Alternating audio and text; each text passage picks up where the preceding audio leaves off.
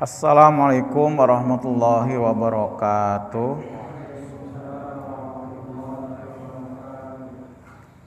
Alhamdulillah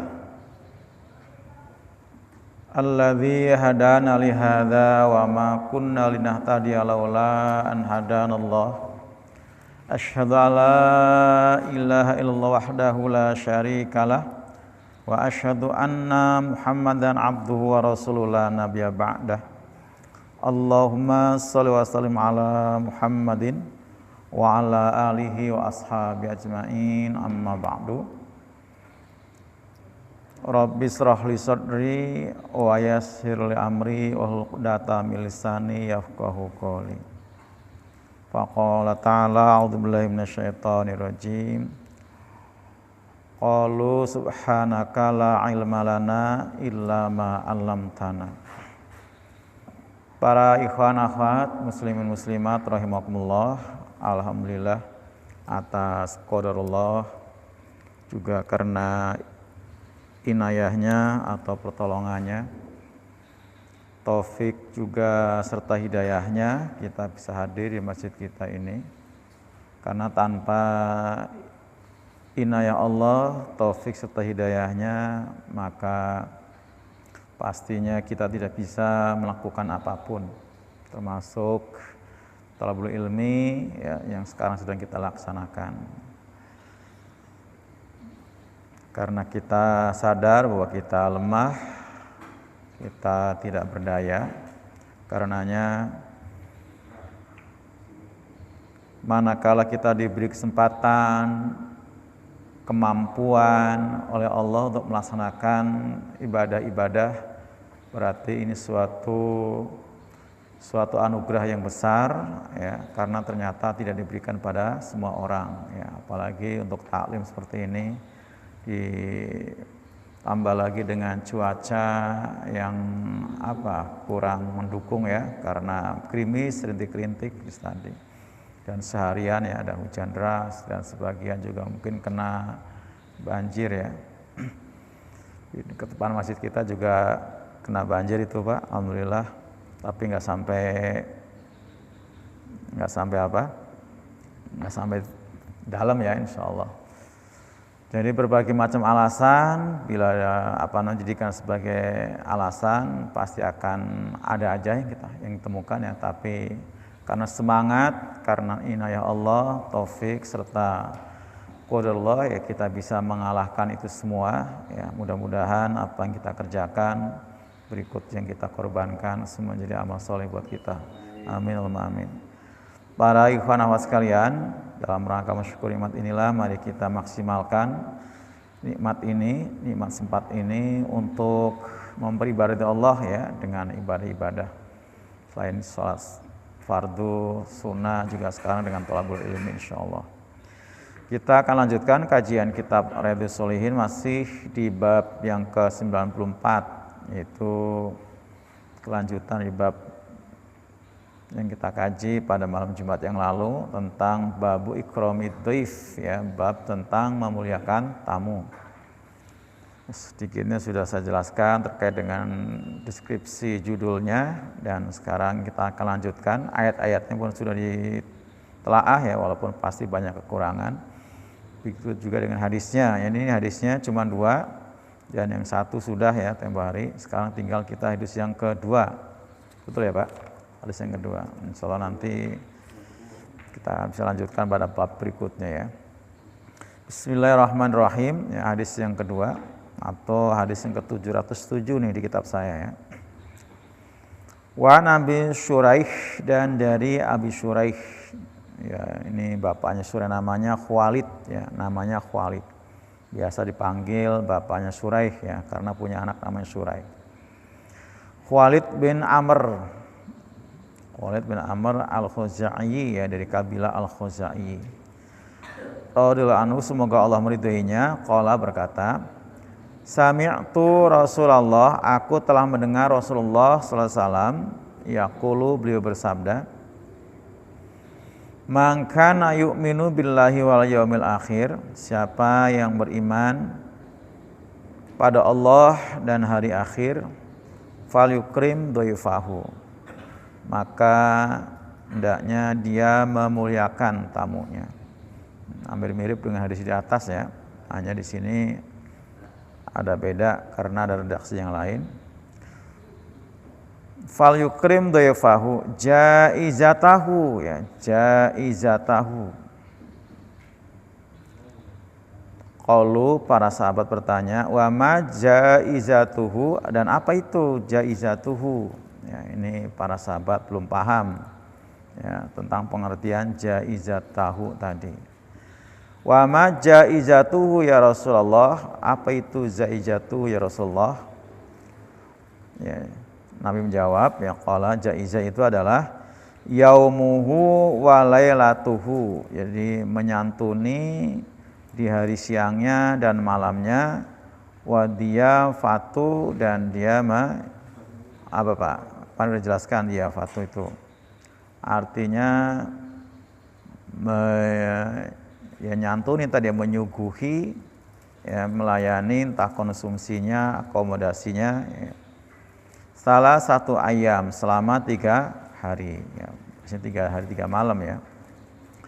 Fama kana wara'a dzalika, maka apa yang adalah di belakang itu ya, maksudnya selebihnya daripada 3 hari 3 malam, fawa sodakotun, itu adalah sedekah. Jadi yang wajibnya ini 3 hari 3 malam.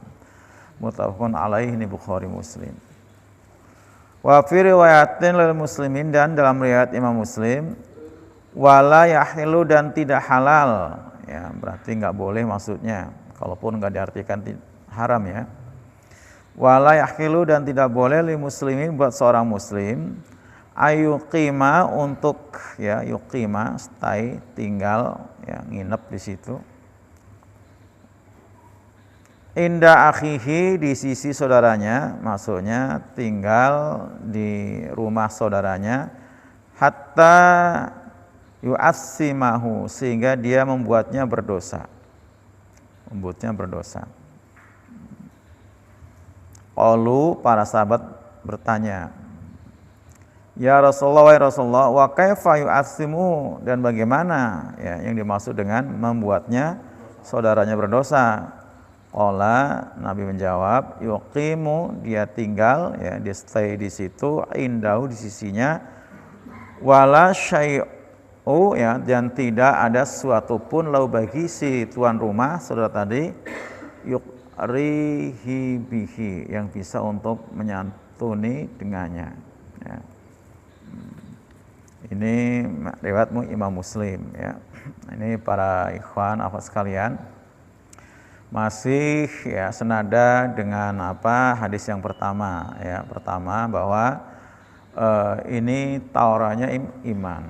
Artinya ketika ada orang mengaku mukmin, beriman ya, kepada Allah, dan meyakini, mengimani akan adanya hari akhir. Mengimani hari akhir itu berarti dia percaya ya bahwa perbuatan baik itu bakal dibalas nanti ya di sono, di hari akhir. Kalau di dunia ya bisa jadi dia nggak mendapatkan ya, apalagi berkaitan dengan masalah nyantuni tamunya orang miskin, kira-kira ya Pak, orang dhaif, bagaimana dia akan membalas kebaikannya ya, gitu, seperti itu.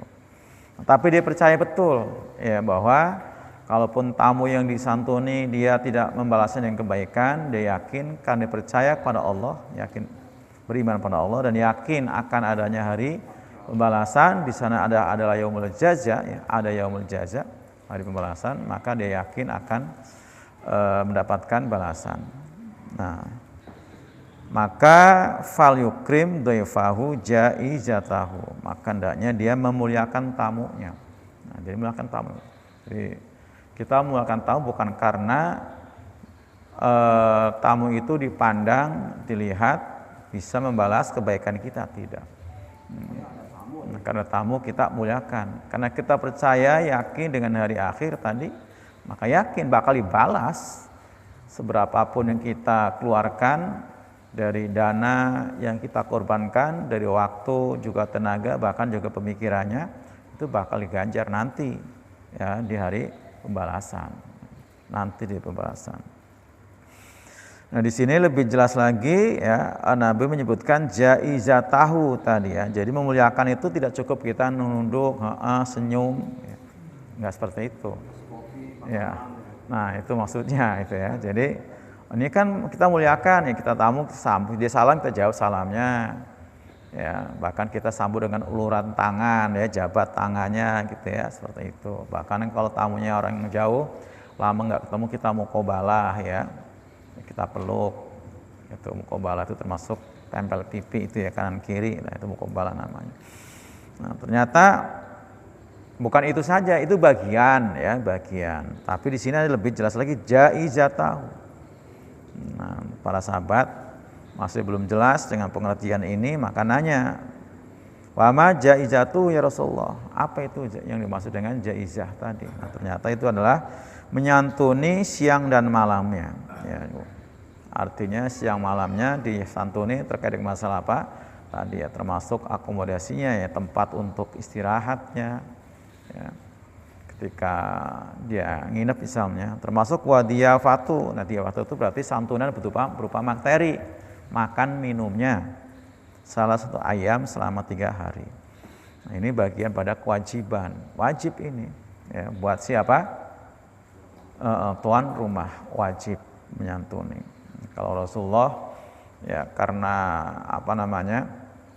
tanggung jawabnya ya, dalam melaksanakan kewajiban ini sampai kalaupun dia beliau ya Nabi nggak mampu, nggak ada ya carikan. Kalau bahasa kita mungkin belain apa? Ngutang-ngutang lah kira seperti itu. Jadi mencarikan. Jadi nggak cukup kita mengatakan tidak ada. Ini bagian kewajiban. Ya bisa ngutang, minjem ya. Itu.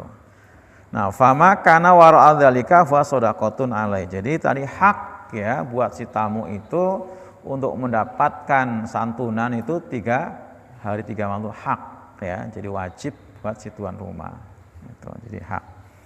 Artinya seandainya dia minta pun bisa jadi apa? Ya nggak apa-apa misalnya itu kalau misalnya mau minta pun ya. Itu tapi mestinya bukan minta ya Pak. Apa Pak kira-kira? Ya mungkin sebatas mengingatkan kali ya, mengingatkan ya itu. Ini udah jam 9 gitu kok. Kalau di rumah saya biasanya udah sarapan, kira-kira seperti itu ya Pak. Kalau di rumah biasanya udah sarapan, kira-kira itu. Jadi kalau minta kayaknya gimana gitu ya. Gak enak juga ya. Nah, gak enak juga betul.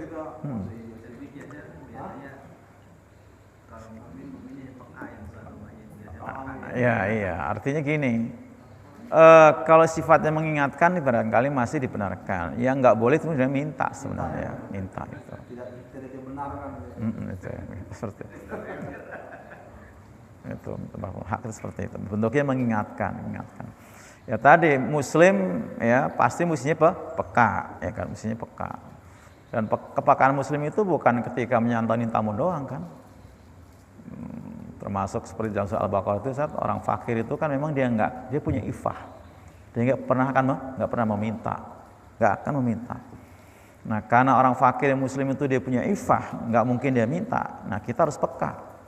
Kok dia kira-kira nggak seperti biasanya gitu ya. Nggak ada bau-bau masakan kira-kira seperti itu.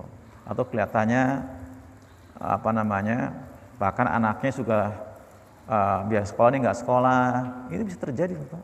Iya, anak tuh nggak sekolah gara-gara orang tuanya memang nggak punya duit untuk ngongkosin anak sekolah. Karena sekolah itu sehari, dia harus paling nggak makan, paling nggak jajan. Itu benar itu terjadi dan seperti itu. Nah, ada itu. Nah, kita berarti memang benar. Ternyata memang nggak ada. Gitu. Nah itu peka. Apalagi kalau kita sampai tahu ya, cari tahu. Saya sempat cari tahu. Ternyata benar sehari itu dia makan pun bukan nasi, singkong. Itu pokoknya daerah masuk kota lah, kota Tangerang itu Pak. Saya kan kota termasuk ya, walaupun kamu seperti itu. Jadi hari ini masih ada seperti itu. Hari ini masih ada. Yang saya nggak nanya ke orang tuanya, ke anaknya. Nanya ke anaknya, nanya ke anaknya. Iya, nanya ke anaknya.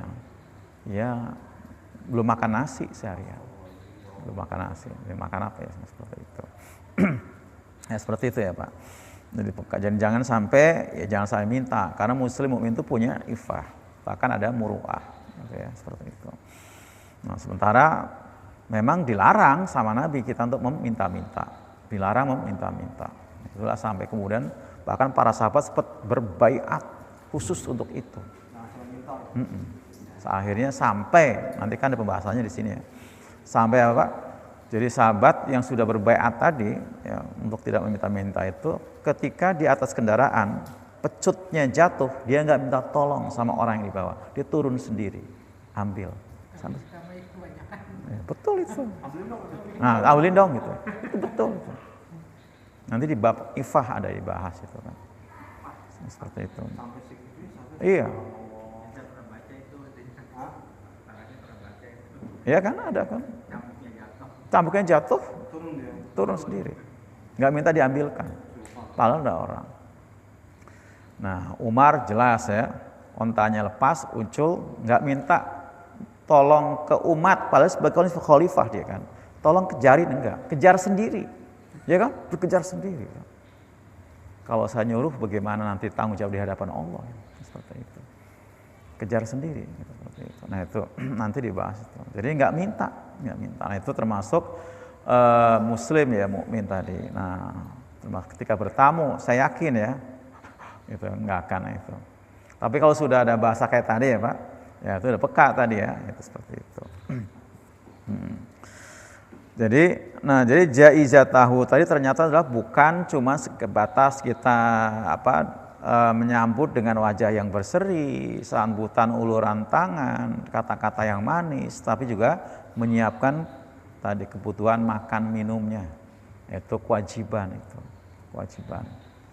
Ya, kewajiban. Tentu ya sebatas apa yang kita mampu. Seperti itu. Tapi karena ini perkara wajib, nah, kalau Nabi sempat juga kan menanyakan ke istri-istrinya ya kan, ini ada tamu gimana? Kata istrinya yang satu, ya Rasulullah demi Allah yang telah mengutus engkau, nggak ada di rumah kita kecuali apa?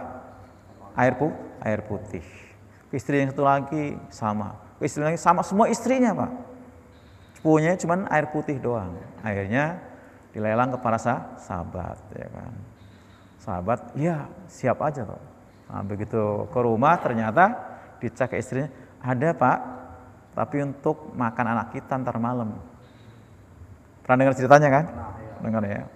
Ya sudah, dihibur anak kita. Jadi anak kita nanti kalau dia mengerengek minta makan, dihibur dengan mainan sampai dia tertidur. Sampai dia tertidur. Karena ini ada tamu Nabi. Tamu Nabi. Saking pengennya apa? Menyantuni tamu Nabi. Dan Nabi sempat sudah, artinya pribadi Nabi memang sudah nggak mampu, istri-istrinya juga nggak ada, nah baru ditawarkan ke sahabat yang lain. Delala di situ yang waktu nawarin nggak ada siapa Utsman bin Affan kayak gitu ya, yang kaya gitu ya. Ini adanya. Jadi ini memang udah qadarullah ya Pak, seperti itu. Jadi tentang nanti kita akan tahu tentang bagaimana kualitas iman tadi para sahabat kan. Mangkana yu'minu tadi kan Pak, kualitas para sahabat itu. Kalau yang kaya-kaya karuan ya Pak. Oh iya. Orang kaya mungkin nggak punya iman pun kalau tamu ya santuni aja gitu kan. Ada ya kan? Ada. Tapi kalau orang punya iman, berarti dia kaya hati. Nggak ada pun pengen nyantuni. Ini namanya orang kaya hati. Nah, gitu. Jangan ngasih jalan keluar. Nanti kalau anak kita minta makan, dihibur, kasih ajak main, sampai dia tidur. Nah, betul, ya. Tamunya Nabi datang pas malam, sudah punya rencana nanti kalau tamu Nabi datang, lampu dimatiin. Nah, ini disuguhin ke tamu Nabi biar dia makan. Nah, kan dia ini berdua nggak makan, karena itu jatah hanya untuk satu orang tadi, itu ya. Nah, biar ketika kita pura-pura makan nggak tahuan tadi, Pak, lampu dimatiin. Jadi sahabat Nabi tadi makan, ini suami istri pura-pura makan, ya ceplak, enak apa gitu, padahal Pak mulutnya ceplak, apa letak-letak ya, itu kayak dengar suara makan apa. Padahal nggak ada yang makan, nggak ada yang dimakan Pak, pura-pura makan. Kalau kita makan pakai sendok mungkin ada klotak-klotek piring gitu ya, klontang gitu, ini nggak ada. Piring garpu, kurang itu. Kurang asin nih Pak, gitu. Kira-kira ngobrol gitu ya. Ngobrol. Pak, kurang asin nggak? Gitu kan. Padahal nggak ada yang makan. Nah, akhirnya selesai pulang pagi harinya. Ya. Nah, dukun Nabi, nah kata Nabi apa? Allah tersenyum dengan adegan kalian berdua tadi. Ya kan? Allah berarti ridho maksudnya. Allah ridho, ya Allah ridho tadi itu. Masya Allah ya.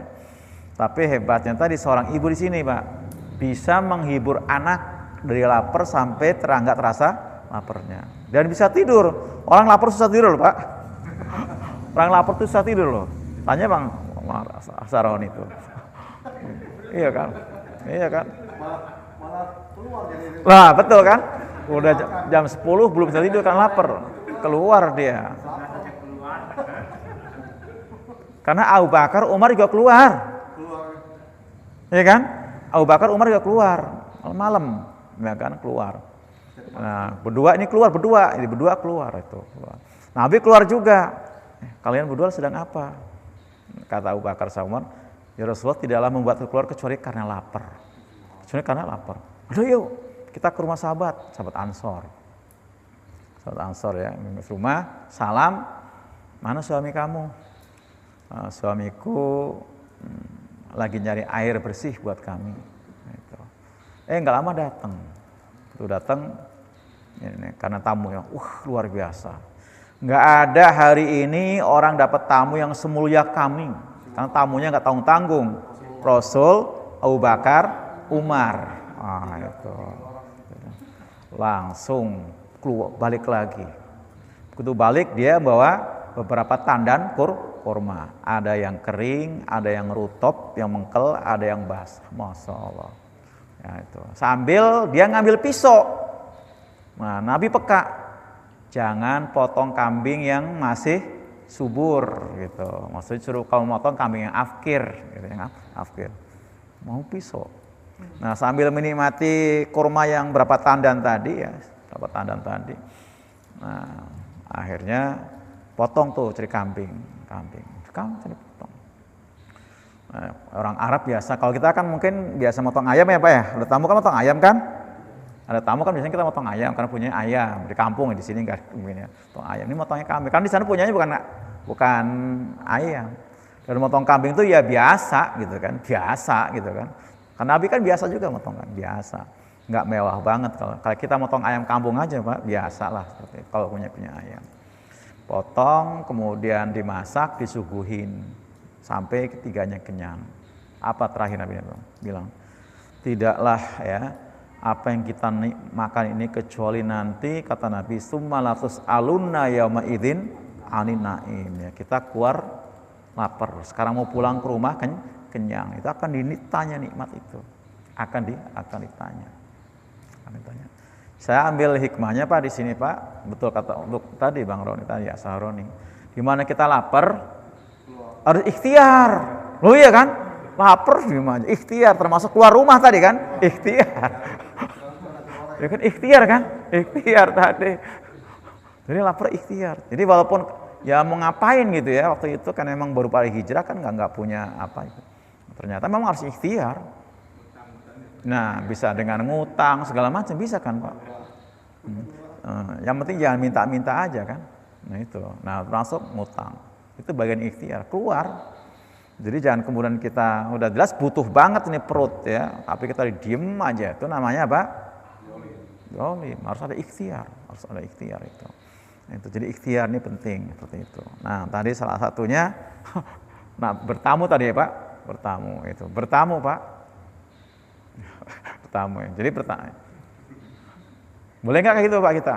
Boleh lah, ya boleh. Bang Ade datang ke tempat Rois itu kan dekat rumahnya kan. Rois ada aja pasti orang warung. Rois warung ada aja, Rois ada aja. Beliau ngasih saya yang terbaik, tapi saya yang ini aja yang biasa aja. Enggak apa-apa yang ini aja. Gitu Rois, Masya Allah. Yang ngasih terbaik. Benar. Ngasih terbaik. Tapi saya minta yang biasa aja. Oh gitu. Malah saya pulang dikasih biskuit malah. Oh, gitu. Buat ini. Masya Allah gitu ya. Ya seperti itu kan berkahnya bertamu kan. Itu. Dan kita yang sebagai tuan rumah itu tadi ya harus ikhlas nyantuninya karena itu ternyata apa? Kebaikan-kebaikan bakal kita dapat ya itu. Jadi tapi tadi manusiawinya ya, kalau keseringan datangan tamu juga Bang Ade. Itu ya, keseringan itu. Bang Ade lagi gitu. Gitu. Padahal tadi ya itu termasuk berkah buat si tuan rumah kata Nabi, karena Nabi pernah dikeluhin ya, ada yang curhat ya sahabat Nabi. Ya Rasulullah, istri saya itu mengeluh, kalian di rumah selalu banyak tamu. Bilangin sama istri kamu nanti saya akan datang, gitu kan, saya akan datang. Biar dia tahu seperti apa. Begitu Nabi datang itu di matanya Nabi itu si istri tadi ngeliat Nabi itu kayak datang membawa apa? Aneh kayak macam buah-buah segar, makan yang enak-enak. Nah begitu Nabi pulang, dia ngelihat berbagai macam binatang melata kayak ular, ngikutin Nabi keluar, kecoa, tikus, kalajengking, pada keluar gitu.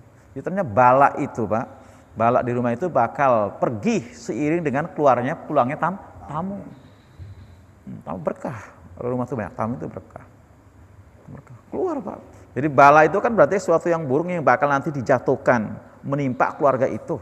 Tapi teranulir dengan banyaknya tamu datang. Oh iya, teranulir. Entah itu tamu siapapun, nggak mesti harus Nabi juga tadi kan.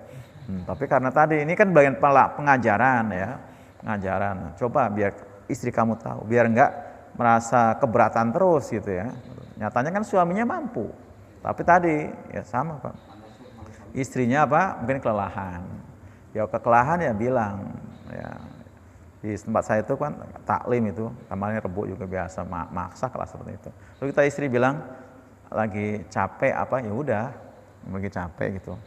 Nah, capek terus sibuk ya kita ngasih tahu. Tapi tetap tamu tetap berjalan itu ke taklim. Gitu. Walaupun biasanya masak mungkin kita masaknya apalah gitu ya, ubi gitu kan gampang ubi bener kasih ubi kan. Biasanya nasi gitu ya seperti itu. Karena harus disantuni, tetap harus disantuni. Nah, ya. Insya Allah Bang Ade, Insya Allah. Itu ya.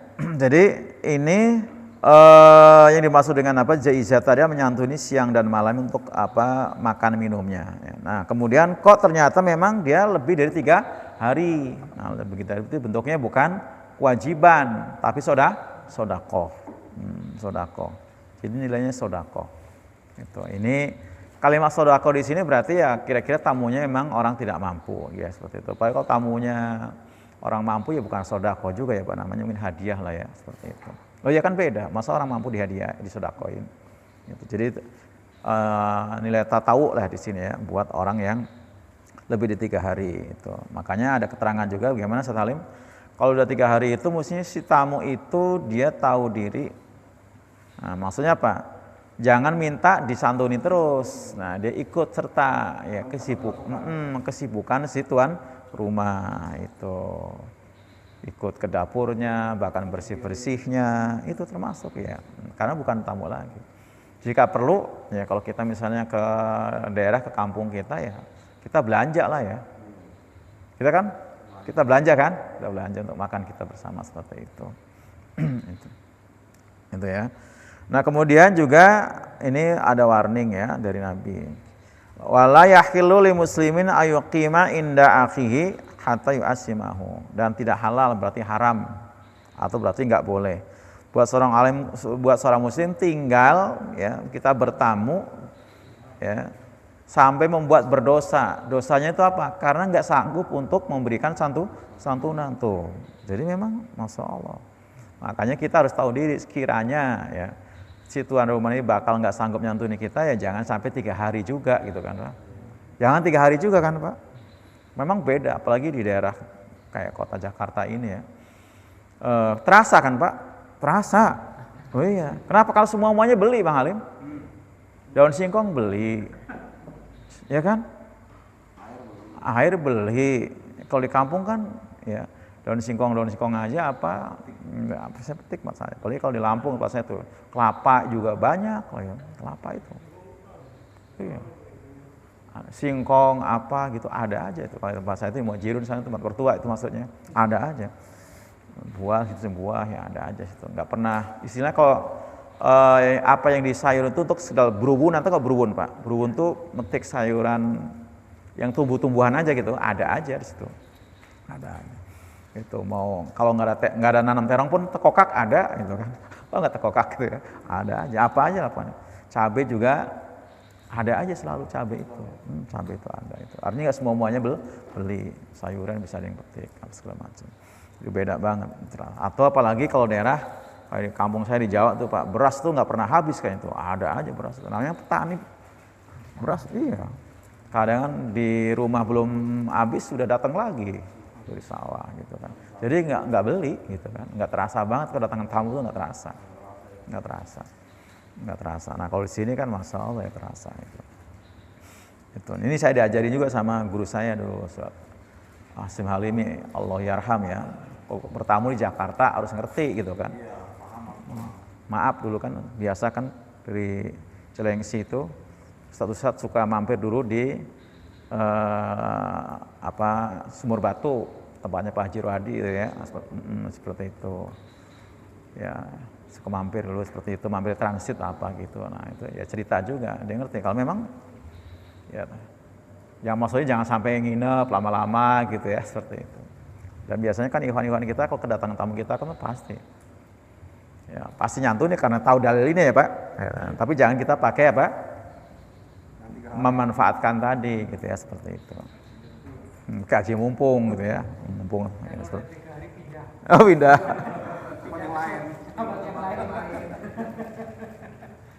Saya dulu pernah digituin, diatur seperti itu. Ini nggak usah di situ ya. Jadi statusnya